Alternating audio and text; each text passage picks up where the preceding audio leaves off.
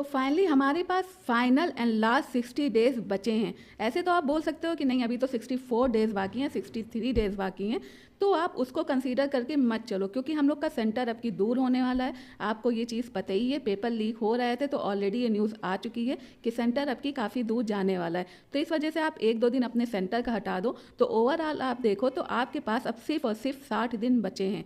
तो आज की इस वीडियो में मैं बात करने वाली हूँ कि अगले 60 दिन आपको किस तरह से यूटिलाइज करना है। तो चलिए देखते हैं उसके बारे में। हेलो फ्रेंड्स, स्वागत है आपका आपके यूट्यूब चैनल यूपीएससी एक मंजिल में। तो आज मैं आपके सामने लेकर आई हूँ अपने 60 दिन के प्लान को। आप सबसे ये भी पूछना है कि कौन कौन ऐसे लोग हैं जिनका टारगेट है इस बार क्वालिफाई करना यूपी पीसीएस के प्रीलिम्स को। तो अगर आप वाकई में इसी बार यूपी पीएससी को क्वालिफाई करने वाले तो आप जुड़ जाइए मेरे साथ 60 दिन के चैलेंज में। इस 60 दिन के चैलेंज में मैं डेली 10 घंटे के लिए लाइव आऊँगी, जिसमें हम सब लोग बैठ के एक साथ स्टडी करेंगे। टास्क मैंने ऑलरेडी अपने 60 दिन के प्लानर में दे दिया, ये आपको मेरे टेलीग्राम चैनल पे मिल जाएगा। टेलीग्राम का लिंक डिस्क्रिप्शन बॉक्स में, आप जाकर उसे ज्वाइन करके इसको डाउनलोड कर सकते हैं। और ये बहुत ही मज़ेदार होने वाला है क्योंकि जब हम सब लोग साथ में बैठ के करेंगे तो हम सब के अंदर एक कंपटीशन की फीलिंग आएगी। अकेले बैठ के करने में मैटर ये होता है कि हम लोग कुछ देर बाद बोर होने लगते हैं, बट जब हम ये लगातार देखेंगे कि नहीं सामने बंदा बैठा कर रहा है या सब लोग साथ में बैठ के प्रैक्टिस कर रहे हैं, कहीं मैं पीछे ना हो जाऊँ, तो इस तरह की जो फीलिंग है ना वो हमको और ज़्यादा मोटिवेट करेगी। एक लाइब्रेरी टाइप की फीलिंग आएगी, डी फोकस बनेगा, मोटिवेशन बना करेगा। और हमारे जो डेली टारगेट है ना, कि जैसे ये मैंने डेली टारगेट आपको दिया कि आपको जीएस पेपर 1 में क्या पढ़ना है, आपको करंट अफेयर्स में क्या पढ़ना है, किस सोर्स से आपको पढ़ना है। मैं तो अपने नोट्स ही से पढ़ने वाली हूँ, बट आप लोग अपना सोर्स देख लो कि आप भी चाहो तो आप मेरे नोट से पढ़ सकते हो, वरना अगर आपको लगता है कि नहीं आपको स्पेक्ट्रम और घटना चक्र दोनों से पढ़ना है तो आप उससे भी कर सकते हो। चॉइस आपकी है, आपको जो बेटर लगे आप उससे कर सकते हो। मैं अपने नोट्स ही से पढ़ने वाली हूँ, इसीलिए मैंने नोट्स के यहाँ पे पेजेस भी कर दिए हैं कि जिन लोगों के पास मेरे नोट्स हैं वो बस इतने ही पेज को फॉलो कर लेंगे, फिर ना तो उनको घटना चक्र पढ़ने की नीड है और ना ही स्पेक्ट्रम पढ़ने की नीड है। साथ ही साथ मैं PIQs का भी मैंने नोट्स बनाया है, वो 1-2 दिन में वो भी पब्लिश हो जाएगा। तो आप वहाँ से जाकर उसकी प्रैक्टिस भी कर सकते हैं कि पहले आपने नोट से पढ़ा, उसके बाद आपने जाके PIQs सॉल्व किए और उन PIQs का जो एक्सप्लेनेशन है वो मैंने अलग दिया हुआ है, तो आप जाके खाली उसका एक्सप्लेनेशन पढ़ लो, कीवर्ड्स में है। तो आपका आराम से जो एक सब्जेक्ट इतने अच्छे से तैयार होने वाला है ना कि कोई भी आपको फिर उसमें बीट नहीं कर सकता है।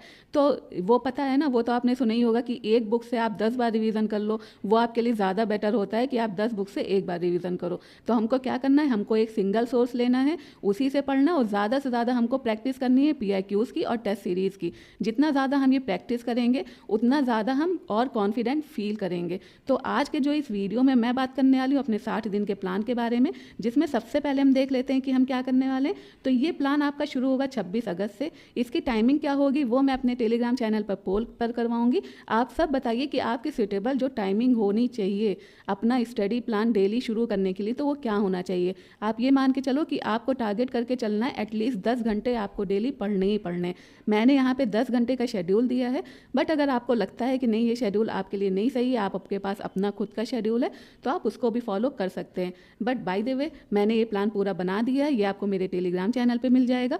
तो इसमें हम देख लेते हैं कि हमको 26 अगस्त से क्या क्या करना है। तो 26 अगस्त में जो कि मंडे में पड़ रहा है, उसमें सबसे पहले हम लोग लेंगे मॉडर्न हिस्ट्री। मॉडर्न हिस्ट्री का जो इंपॉर्टेंट टॉपिक है pre and post in 1857 revolt, तो हम लोग इसको पढ़ेंगे। जो लोग मेरे नोट से पढ़ रहे हैं वो खाली ये 16 पेजेस पढ़ लेंगे, उसमें जितने भी इंपॉर्टेंट टॉपिक है वो उसमें इनके कवर हो जाएंगे। तो आपको डेली बस 16-16 पेजेस पढ़ना है। ये तो मैंने इंपॉर्टेंट टॉपिक आपका यहाँ पे लिस्ट बना दिया है कि बाई चांस आप और नहीं पढ़ पा रहे हो तो आप एटलीस्ट इनसे इतना पढ़ लो कि आपके जो 90% क्वेश्चन है वो आसानी से सॉल्व हो जाएं।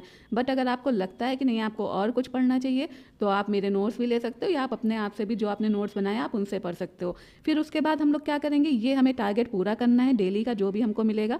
उसके बाद हम देख लेंगे कि हमको करंट अफेयर्स में क्या करना है। तो देखिए करंट अफेयर्स सब लोग पूछा करते हैं कब से कब तक पढ़ें, तो करंट अफेयर्स की जो लास्ट मैगजीन आती है एग्जाम के कुछ दिन पहले दृष्टि की, हमको वो तो पढ़ना ही पढ़ना है। बट अगर आप चाहो तो आप मंथली वाइज जो घटना चक्र की आ रही है, मैंने यहाँ पे पेजेस भी दिए हुए हैं कि कितने पेजेस की आ रही है और आपको कितने पेजेस पढ़ने हैं डेली। तो देखिए आप जो पेजेस नंबर देख रहे हैं ना कि 24 पेज है, 16 पेज है, इतनी जल्दी इतना याद करना कैसे पॉसिबल हो सकता है। तो आपको सिर्फ प्रीलिम्स पॉइंट ऑफ व्यू से पढ़ना है, आपको पूरा का पूरा बैठ के रटना नहीं है। आपको बस चीज़ों को देखते हुए चलना है कि हाँ करंट अफेयर्स में क्या क्या चीज़ें हो रही हैं, आपके मतलब की क्या है, आपको उसको उठाना है और आप चाहो तो उसके नोट्स भी बना सकते हो, वरना दृष्टि तो लास्ट टाइम आपकी आ ही जाएगी। तो अगर आप नहीं भी बनाते तो कोई मैटर नहीं, बट आप बना लेते हो तो और ज़्यादा बेनिफिशियल है आपके लिए।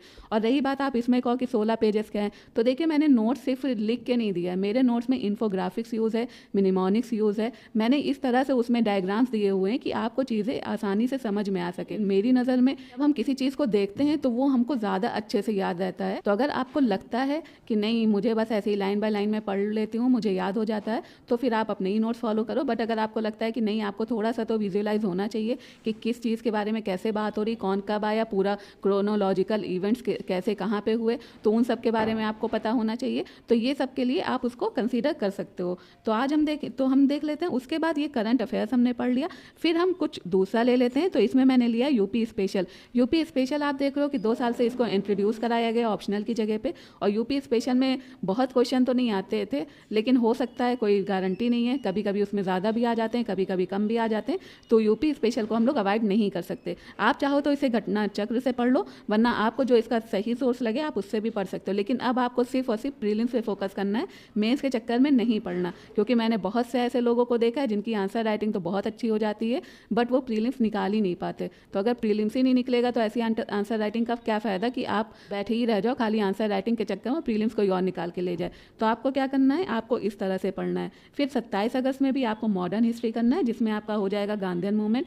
और उसके बाद आपका वेडनेसडे में मॉडर्न हिस्ट्री रहेगा, थर्सडे में मॉडर्न हिस्ट्री रहेगा, और फिर फ्राइडे में हम लोग का मॉडर्न हिस्ट्री जो है वो कंप्लीट हो जाएगा। हमको क्या करना है, जब ये कंप्लीट हो जाए तो उसके बाद हमको मॉडर्न हिस्ट्री के 2015 से लेकर 2023 तक PYQs को सॉल्व कर लेना है। इससे हमको आइडिया हो जाएगा कि हमने जो पढ़ा है वो कितना डेडिकेशन के साथ पढ़ा और कितना हमको समझ में आ रहा है, क्या उससे हमारा PYQ सॉल्व हो रहा है कि नहीं हो रहा है। क्योंकि देखिए आपका अगर आप कुछ पढ़ लो और उससे आपका क्वेश्चन सॉल्व हो रहा है ना, तो ही आपके लिए वो बेनिफिट है कि हाँ भैया अब मैंने सही पढ़ा और मेरे क्वेश्चन सॉल्व हो रहे हैं। बट अगर आप बस ऐसे ही रट्टाफिकेशन करते हुए चल रहे हो और आप क्वेश्चन नहीं सॉल्व कर रहे हो तो आप गलत ट्रैक पे हो। तो आपको क्या करना है, आपको हर सब्जेक्ट को करने के बाद उसका एक रिवीजन करना है और उसके बाद आपको PIQs उठा लेने हैं। कब से कब तक, 10 साल के मोस्टली माने जाते हैं। तो आप 2015 से 2023 तक मॉडर्न हिस्ट्री के जितने भी क्वेश्चन आए हैं आप उसको सॉल्व कर लो। और उसके बाद आप क्या करो, अगले दिन आप उसी जो क्वेश्चन आपने किए थे PIQs के, क्योंकि आपको पता ही है कि यूपी PCS में PIQs पूछे जाते हैं, अच्छे खासे क्वेश्चन उससे आ जाते हैं,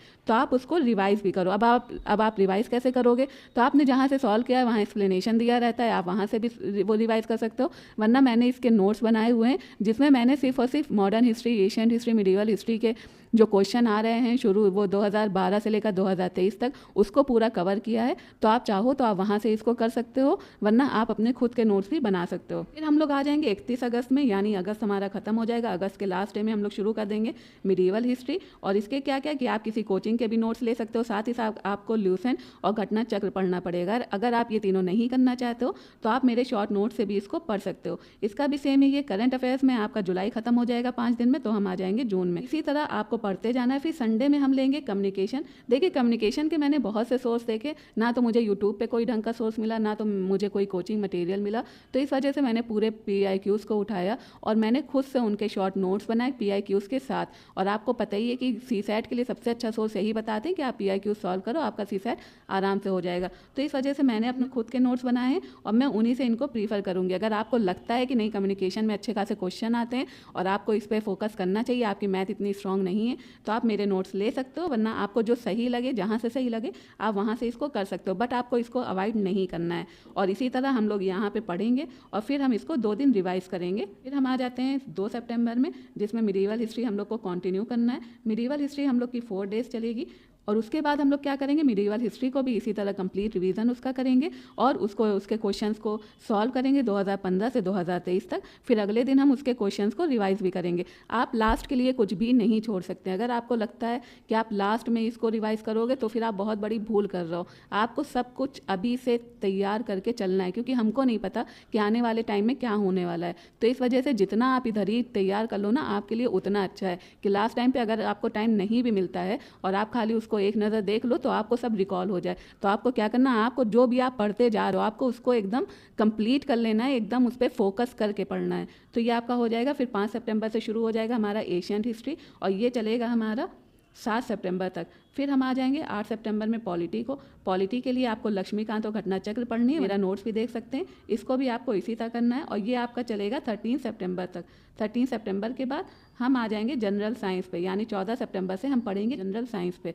ये मेरे नोट्स के सैंपल्स हैं, आप इसको देख सकते हो। अगर आपको और सैंपल्स देखने हैं तो आप मेरे टेलीग्राम चैनल को ज्वाइन करके वहाँ भी इसको देख सकते हो कि कैसे नोट्स हैं। बाकी आप अपना जो नोट्स आपने बनाया आप उससे भी पढ़ सकते हो। फिर हम इसको पढ़ेंगे जनरल साइंस को 19 सितंबर तक। 19 सितंबर में पढ़ने के बाद हम सेम वही करेंगे, सॉल्व करेंगे साइंस के क्वेश्चन को, और साइंस के क्वेश्चन को सॉल्व करने के बाद हम उसको रिवाइज करेंगे। फिर हम आ जाते हैं ज्योग्राफी में। ज्योग्राफी में आपको एक चीज़ करना है कि ज्योग्राफी आपको मैपिंग के साथ करनी है। 2 से 3 क्वेश्चन मैप से हमेशा आता है, कभी कैपिटल्स को लेकर, कभी वहाँ की ग्रासलैंड्स को लेकर, तो आपको ये चीज़ करते हुए चलना है। तो ज्योग्राफी हम लोग पढ़ेंगे। ज्योग्राफी हमारा चलेगा 25 सितंबर तक। उसके बाद हम आ जाएंगे इन्वायरमेंट में। ये अभी हम लोग का सिंगल चल रहा है, देखा जाए तो एक एक रिवीजन हम लोग करते चल रहे हैं।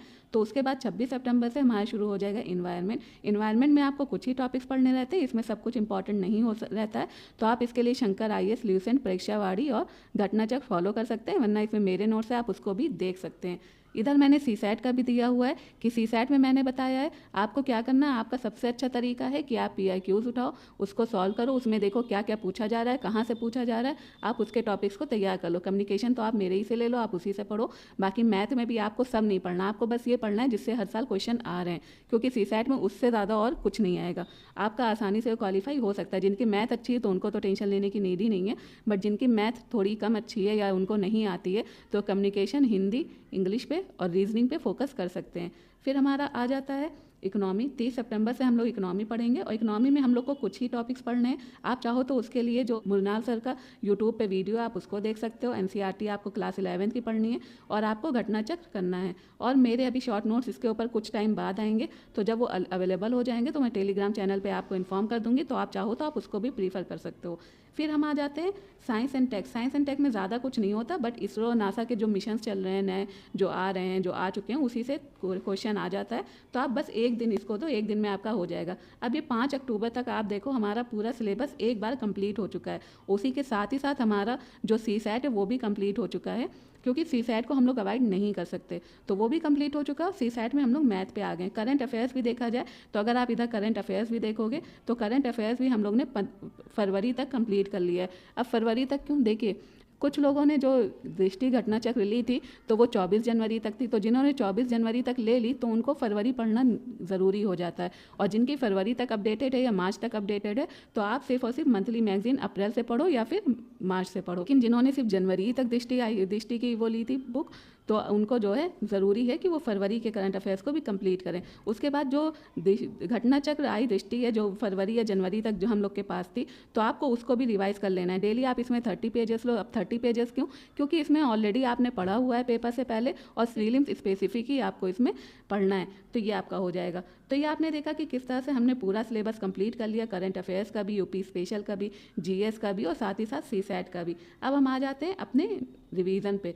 तो 6 अक्टूबर से हमारा रिवीजन शुरू हो जाएगा, जिसमें हर सब्जेक्ट को हम लोग 2-2 दिन देंगे। हमने ऑलरेडी अच्छे से पढ़ा है, PIQs भी सॉल्व करें, तो हम इसको 2-2 दिन अच्छे से देंगे ताकि हमारा जो काम है, ताकि जो हमारा रिवीजन है वो अच्छे से हो जाए। इसी तरह हम लोग रिवीजन करते हुए चलेंगे। फाइनली हम लोग आ जाएंगे अपने लास्ट शेड्यूल पे 27 अक्टूबर को।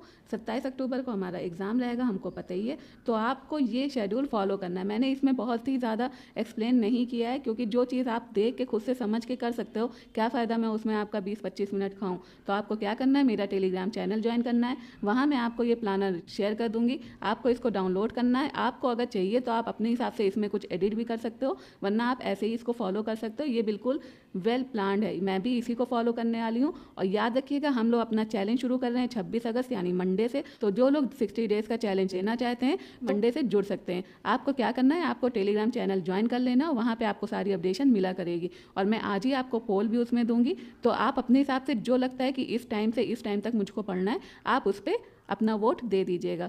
तो आज के वीडियो में बस इतना ही। आगे भी मैं आपके साथ बनी रहूँगी, मैं तब तक आपके साथ रहूँगी जब तक आप क्वालिफाई ना कर लो। तो इस तरह की कोई इशू है तो आप मुझे कमेंट कर सकते हैं। तो चलिए आज के वीडियो में बस इतना ही, तब तक के लिए अपना ख्याल रखें, पढ़ते रहें। Thank you, bye bye.